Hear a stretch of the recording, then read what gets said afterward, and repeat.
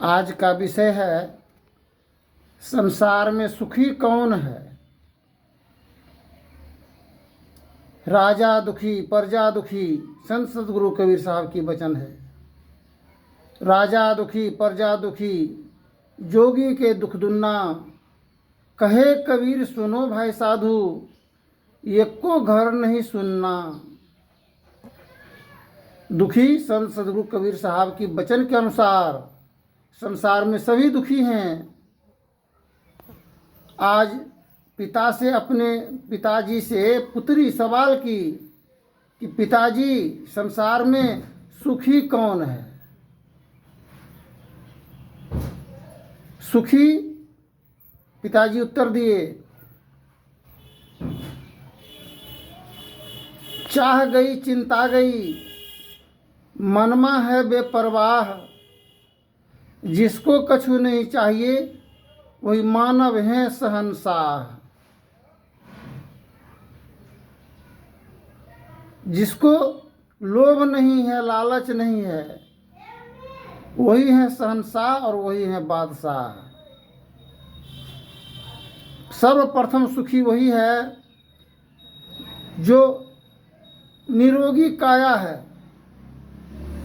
कोई रोग ग्रसित नहीं है, वह सुखी है।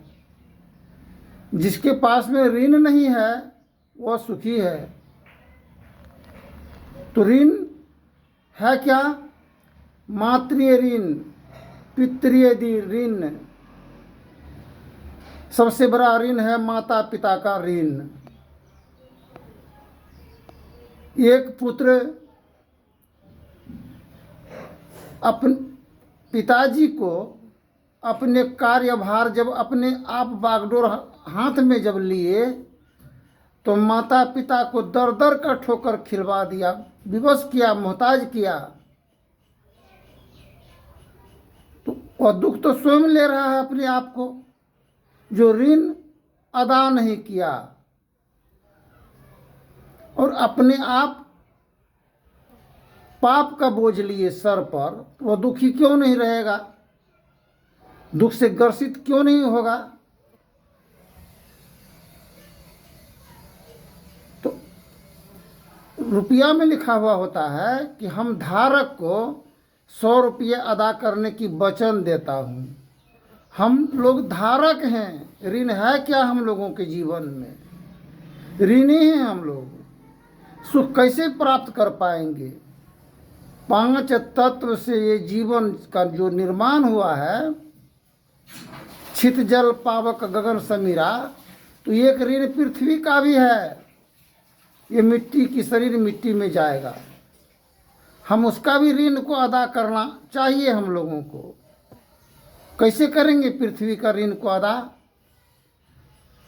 संत मिलल को जाइए, तजी ममता अभिमान।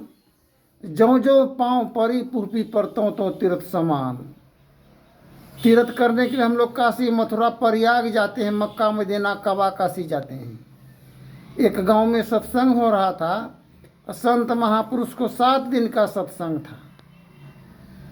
बोला कि जो 101 तीर्थ किया है हम उसी के हाथ से भोजन करेंगे। गांव में कोलाहल मच गया, कोलाहल। कोई भी 101 तीर्थ नहीं किया था। उसी गांव में नई नवेली दुल्हन आई थी। बोला माँ, सासू माँ को कही, सासू माँ ये किस प्रकार की हलचल सुन रहे हैं? बोला देखो पुत्रवधू, इस गांव में एक संत महात्मा आया है। आज 7वां दिन पूर्ण होने वाला है, लेकिन भोजन ग्रहण नहीं किए हैं। क्यों? उनका एक ही मात्र वचन कहना है कि जो 101 तीर्थ किया है हम उसी के हाथ से भोजन करेंगे। दुल्हन बोली कि सासू माँ हम भोजन कराएंगे। बोला तुम 101 तीर्थ किए हो? बोला हाँ। बोला इतना बस्ती गांव में कोई करवे नहीं किया है, तुम आज आई तो 101 तीर्थ किए हो? कल के हाँ सासू माँ। तो भोजन ले करके, उत्तम भोजन ले करके दुल्हन घूंघट ले करके भोजन थाल को झांप करके लेकर के चली संत महापुरुषों की भोजन ग्रहण कराने हेतु। महात्मा जी बोले कि देखो पुत्री, तुम क्या 101 तीर्थ किए हो? करके हाँ किए हैं बाबा। कैसे किए हो? तो दुल्हन बोली कि संत मिलन को जाइए, तजी ममता अभिमान, ज्यों ज्यों पाँव परी भूपी पर, त्यों त्यों तीर्थ समान। महानुभाव, हम सासू माँ से निवेदन किए, आग्रह किए, सासू माँ और ससुर की मर्जी के अनुकूल हम ये प्रसाद लेकर के आए हैं, और जितना पाँव मेरा चल करके आया और तीर्थ के ही समान होता है। महात्मा जी प्रसन्न हुए और भोजन ग्रहण किए। तो पुत्र वधू के लिए वह मंदिर, और भगवान कौन हुआ? सासू माँ हुआ। हम मंदिर देवता गोसाई को पूजते हैं, और सासू और ससुर और ससुराल के सभी पक्ष के अनुयायी को दर दर का ठोकर खिलवाते हैं, तिरस्कार करते हैं, अपमान करते हैं, बदनाम करते हैं। तो दुखी क्यों नहीं होगा? मन में इंसान क्यों नहीं दुख में पड़ा रहेगा? दुख का कारण तो हम लोग स्वयं हैं। एक पुत्र वधू की दृष्टांत है। वह पुत्र वधू अपने पुत्र वधू को जिस प्रकार सासू माँ ससुर को भर नज़र देखना भी पसंद नहीं करती थी, अब मंदिर में दर्शन करती थी, पूजा विनती आराधना प्रार्थना करती थी, नैवेद्य चढ़ाती थी, किंतु ससुर अगर सोया हुआ रहता था उसको जगाने के लिए भी कभी नहीं जाती थी। सेवा टहल की बात तो और कहीं और रहा, उनसे नज़र भी चुराती थी, ससुराल के पक्ष के अनुयायी से, देवर से, गोतनी से, उनके बाल बच्चों से। अब पूजा पाठ आराधना विनती करती थी वह। अब वही अपने भी पुत्र वधू को वही शिक्षा दी कि नहीं नहीं, पूजा पाठ करना है, घड़ी घंट बजाना है, हर चीज़ करना है। इंसान से क्या लेना देना है? भगवान सबसे सर्वोपरि है। उनको भी वह बुरा सोच दिल में डाला, और अपने तो बर्बाद हुआ ही, उनके साथ साथ उनका बाल बच्चा भी बर्बाद हुआ, और आने वाला जो नस्ल पीढ़ी दर पीढ़ी है उनको भी अपने नकारात्मक दुरात्मक सोच विचार, निर्घिन विचार उसके मन के अंदर में विचार को व्यक्त की। क्या वह घर क्या सुखी हो सकेगा? सुख और दुख और निरंतर जीवन में चलता रहा है। जिसका लगाम अपने जीवन का बागडोर अपने हाथ में है वही सुखी है। एक पुत्र बाहर ही काम करता था, और ससुर पुत्र वधू को लेकर के अपने घर गृह का में रहते थे, मिलजुल करके जीवन यापन करते थे, किंतु अपने आप का लगाम उनके हाथ में था। पहरादारी था चरवाहा के समान, किंतु अपना लगाम और अपना लाठी अपने हाथ में था। लाठी किसी को बस में नहीं दिया। समय ऐसा जब आ गया, वह जब अपने पुत्र वधू को, जब उसको मन के अंदर में विचार, निर्घिन विचार दिए, तो ससुर गिरी स्वामी कहते हैं, देखो जी, आज वह घड़ी और वक्त आया है। 25 वर्ष 30 वर्ष तुमको विवाह शादी करके लाने से हुआ है इस घर में, और साथ साथ मिल करके एक ही घर परिवार में संलग्न साथ साथ हम लोग जीवन का निर्वाहन किए हैं। क्या कभी अपना महल से उठ करके तुम्हारे समीप कभी आए हैं? पुत्र वधू बोली नहीं। कितना बड़ा प्रमाण उनको मिला। उनका पुत्र वधू को दिमाग में बात अट गया कि नहीं, सज्जन और दुर्जन में अंतर क्या है। तो प्रमाण प्रत्यक्ष इन प्रमाणम, अपना प्रमाण, अपने आप, अपना स्वाभिमान, अपने आप।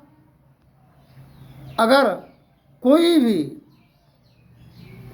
कितना हो उस पर ऑब्जेक्शन, आचरणहीनता का दोष अगर लगाते रहे तो कभी नहीं लगेगा। क्यों कि कीचड़ को अगर नीचे से ऊपर उछाल करके अगर फेंका जाए तो वो कीचड़ उनके स्वयं देह पर ही, जिस्म पर गिरेगा, उनका ही देह गंदा और होगा।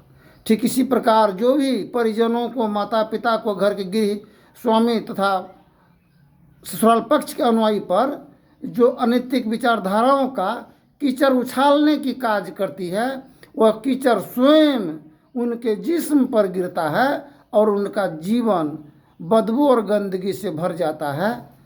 जिस पानी का छींटा, सफ़ा पानी का छींटा अगर कपड़ा पर लग जाए तो उसको धोने की आवश्यकता नहीं पड़ेगा। जब गंदा बदबूदार पानी का छींटा अगर पड़ जाए कपड़ा में, जिस्म में, तो तुरंत स्नान करने की मन करेगा, मन गंदा और बदबू हो जाएगा। इसलिए संत सरोवर गंग जल तही पखार हूँ अंग, सो दहिया निर्मल भई साधु के सत्संग। तो गुरु महाराज की वाणी है, सत्य व्रत में आप हो अभिशाप क्या करे, गुरु हरि चरण में प्रीत हो जुग काल क्या करे, और कछवी की दृष्टि हो जंजाल क्या करे। जो गुरु हरि परमात्मा से भी बड़ा होता है, गुरु हरि जो उनके शरण और चरण में प्रीत है, प्रेम है, श्रद्धा है, मान सम्मान है, तो युग काल क्या करेगा, कछवी की दृष्टि हो जंजाल क्या करे। कछुआ जब चलने की समय आता है तो मुंह निकाल करके चलते हैं, फिर अपने मुंह को बंद कर लेते हैं और धीरे धीरे चलते हैं। वह कछुआ अति शीघ्रता से किसी चीज़ को प्राप्त करने के लिए मानव कोई अगर व्याकुल और व्यग्र होता है तो वही दुख का कारण है। ऊंचे ऊंचे सब चले, नीचे चले न कोई, जो सबसे नीचे चले सबसे ऊंचे होए। सबसे दुख का कारण हम सब जगह पूजा करते हैं, किंतु चेतन जीव मानव भगवान के समान है। जो मान गया, श्रीमान उसे कहते हैं। जो गलती पर गलती करते रहे, कभी किसी का बात को माने ही नहीं, तो हेमान उसे कहते हैं।